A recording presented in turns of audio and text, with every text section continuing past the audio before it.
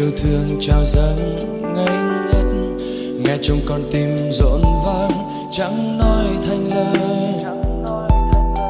Cảm xúc thật tuyệt vời phút giây này, tay trong tay nhau niềm vui như thế, hai con tim ta hòa chung tiếng hát lời nguyên ca.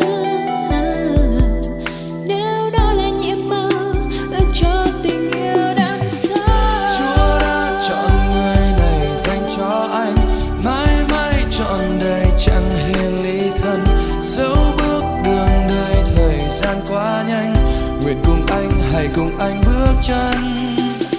dẫu sẽ gặp nhiều thật nhiều trong gai, hãy hứa trọn đời chẳng hề chia hai, ước muốn nguyện thề tình yêu mãi mãi. Bao nhiêu thương trao dâng ngây ngất, nghe trong con tim rộn vang chẳng nói thành lời.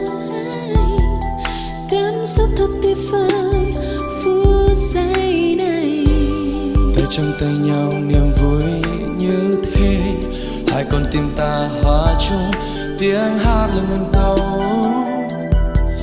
Nếu đó là nhiệm màu ước cho tình yêu đậm sâu, Chúa đã chọn người này dành cho anh, mãi mãi trọn đời chẳng hề ly thân. Dẫu bước đường đời thời gian quá nhanh, nguyện cùng anh hãy cùng anh bước chân. dẫu sẽ gặp nhiều thật nhiều trong gai, hãy hứa trọn đời chẳng hề chia hai, ước muốn nguyện thề tình yêu mãi mãi.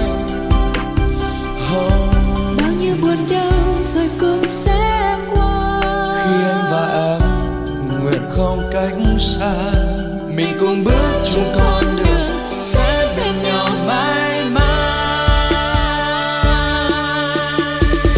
Chúa đã chọn người này dành cho anh, mãi mãi trọn đời chẳng hề ly thân.